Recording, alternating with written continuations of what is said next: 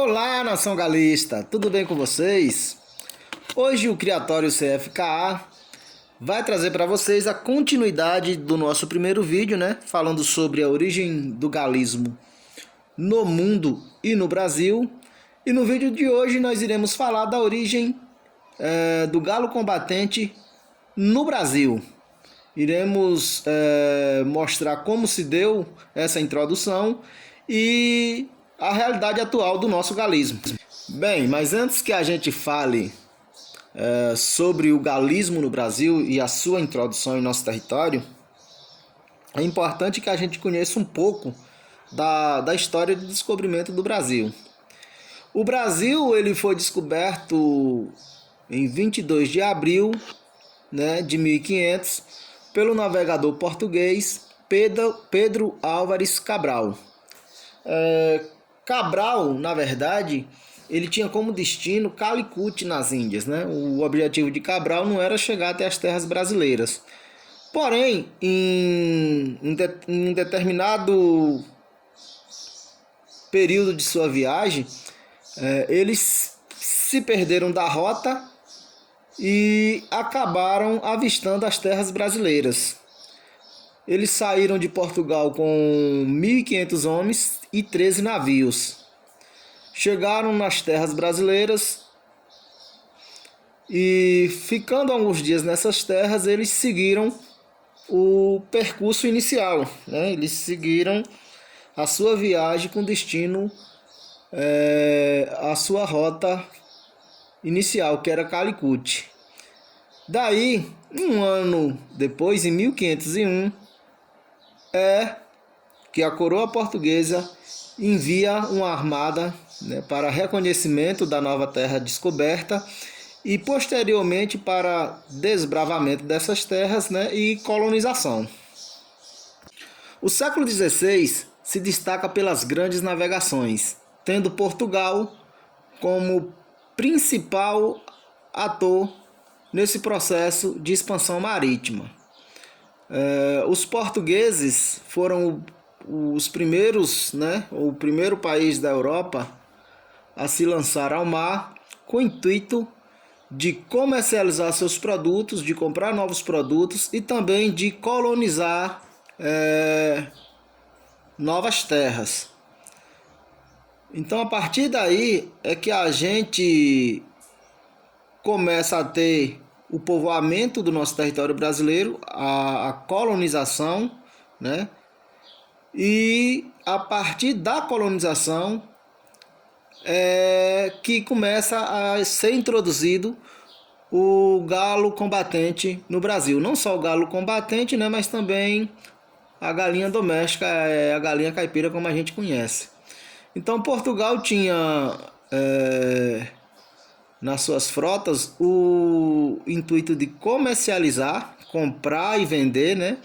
E nessas viagens eles traziam pequenos animais como cabra, ovelhas, galinhas e provavelmente ou certamente, né, nessas viagens que eles fizeram do Oriente para o Brasil é que foi introduzido o nosso galo oriental. Vale ressaltar que Portugal não foi o único país a colonizar a nossa região, o nosso país. Junto com os portugueses, também vieram espanhóis, franceses e holandeses.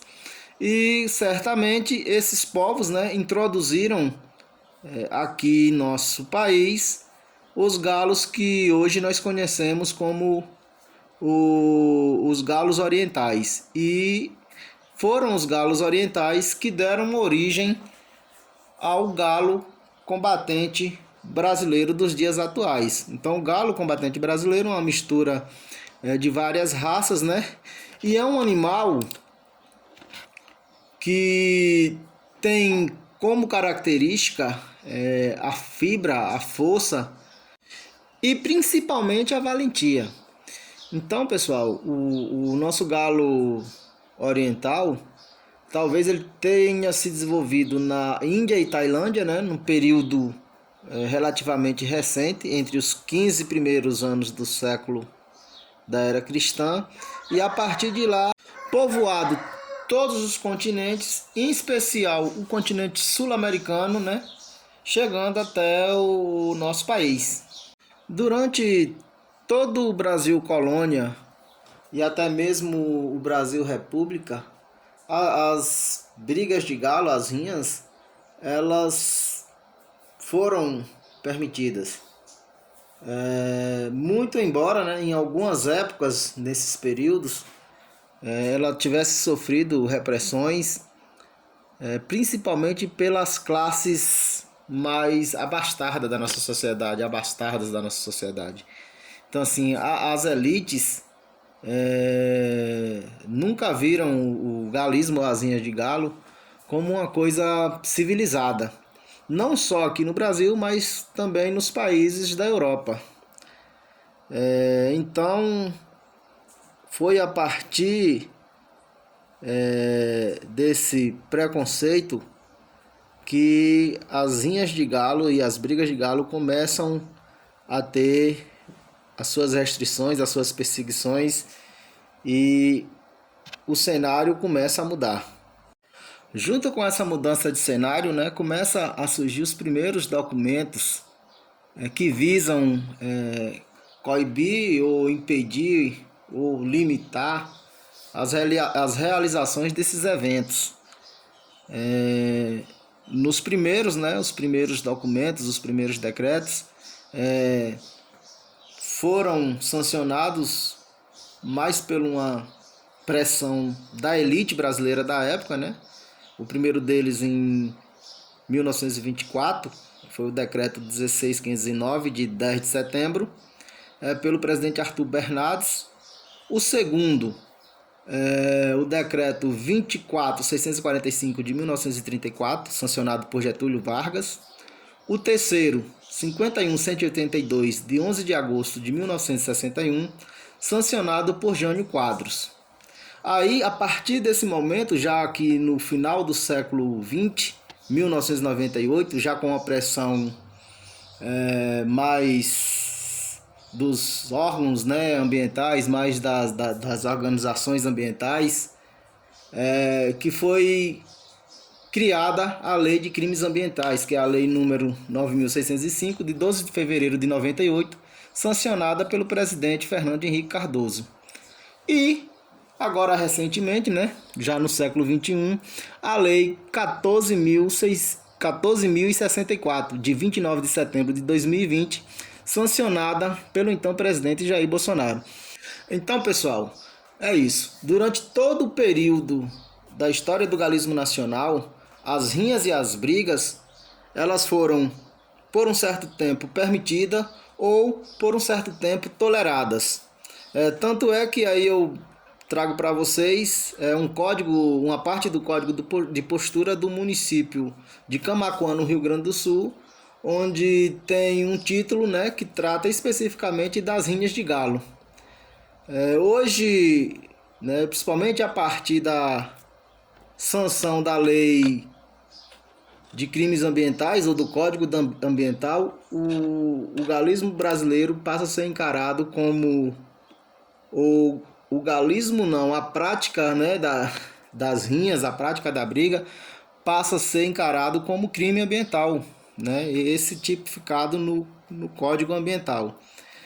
O Código Ambiental ele foi sancionado em fevereiro de 1998 e em setembro de 2020 ele teve um aditivo do presidente Jair Bolsonaro, deixando ainda mais rigorosa, né, a fiscalização no que diz respeito a crimes contra os animais. E dentre esses crimes, né, estão as brigas de galo e as organizações de rinhas de galo. É isso, pessoal. Eu tentei passar aqui de forma imparcial o cenário do galismo em nosso país. Espero que vocês tenham gostado, né? Se gostaram, curtam e compartilhem. Se não gostaram também, fiquem à vontade para dar o dislike. E é isso. Muito obrigado a todos e até a próxima, se Deus quiser.